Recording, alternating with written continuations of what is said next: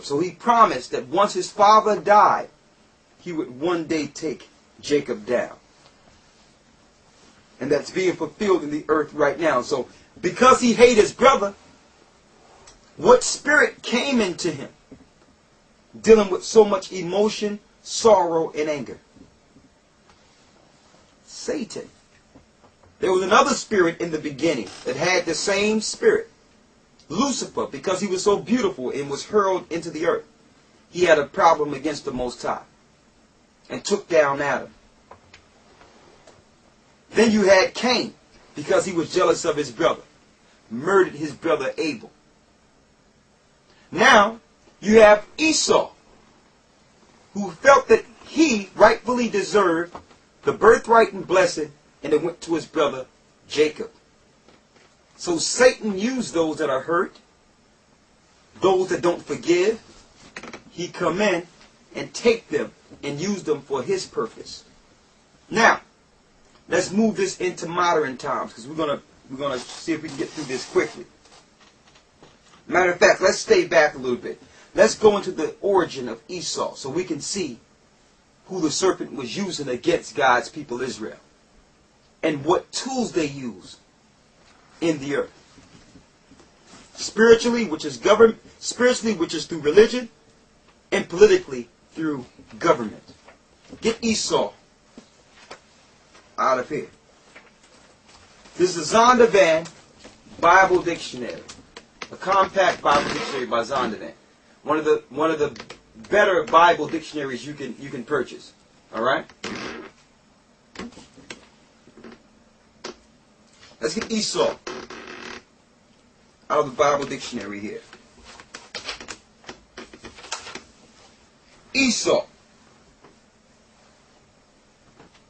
It says, no, let's get Edom, because we know that his name was turned to Edom after he ate that red pottage. Edom.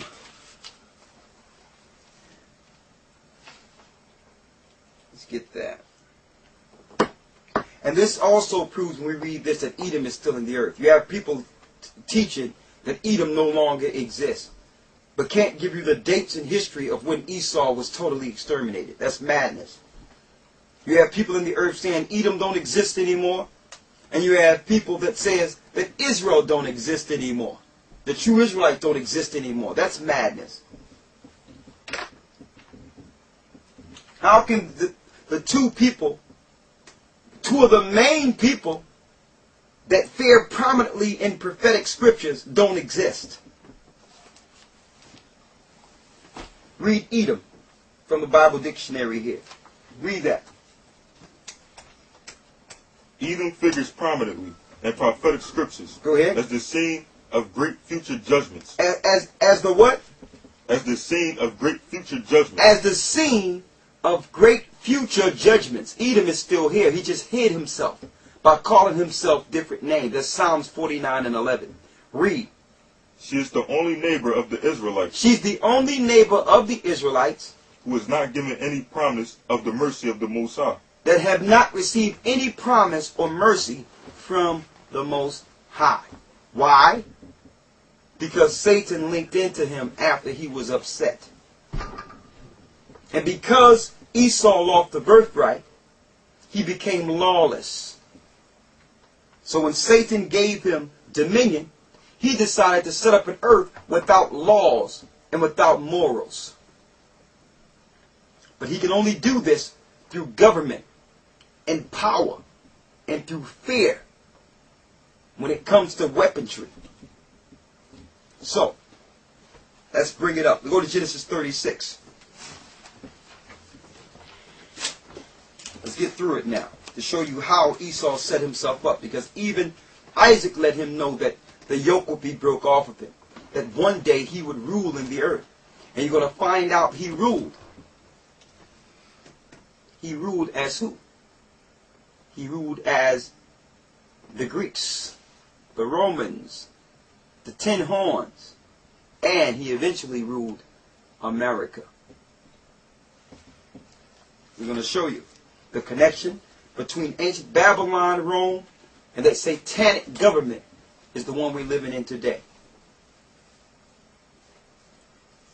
Until this day, Esau still have his foot on Jacob's neck. In Genesis 36. Stick with me. Now we're talking about from the government structure. We're not talking about individuals. There are some Edomites or people of Esau that are not following the spirit of their father. They're following the spirit of Christ. So let's make that distinction. We're not putting all these Edomites in the same, in the same barrel here. Read Genesis 36 and 1. Read it. Genesis 36 and 1. Now these are the generations of Esau. These are the generations of Esau. Who was Edom. Esau took his wives. Esau is who? Who was Edom. Esau is Edom. Edom means red. The Idumeans were Edomites. Where did they dwell? Go down to the 9th verse. Verse 9. And these are the generations of Esau, the father of the Edomites. The father of who? Of the Edomites. So all the children that came from Esau are Edomites. These are their biblical names. Now it's hard to find out who they are today because when Esau got power in the earth, he renamed all the people in the earth. He started calling people different names like European influence on certain names. Chinese and Japanese and African and all these different names that are not biblical names. They did this to hide themselves. Hold that, and I'm going to show that. Go to Psalms 49 and 11. Even though they try to hide themselves, they are identified by prophecy. They are identified by their attributes and their power and rulership structure on the earth. Because the Bible shows exactly what they would do in the earth. So you can hide your name, but you can't hide your actions. Read Psalms 49 and 11. Read that. Psalms 49 and 11. Their inward thought is this, that their houses shall continue forever. So they think that they're going to continue forever. Read. And their dwelling places to all generations. They call their lands after their own names. They call what? They call their lands after their own names. They call their lands after their own names. So instead of the biblical names of the land now, they'll come into a land and say, okay, Americus Vespucci discovered America. Americus Vespucci. That's a good name. Let's name this biblical land America. Now you don't know who the people are on the land because they renamed the land. The same thing with Africa. Africa's name wasn't Africa. It was Ham. The land of Ham. After what? Ham's children. Mizraim. Cush. For what? You understand? These were all Hamitic people. Canaanites. So what did they do? They just went there and took the whole land and say, let's name it Africa. After Leo Scipius Africanus. Okay? You can hide your name, but you cannot hide the actions.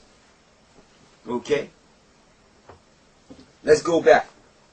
Now, to those who might think that Esau is not who they are, because we know who they are, because the Lord tell you they dwell in high places. Read Genesis 36 and 1 again. Genesis 36 and 1.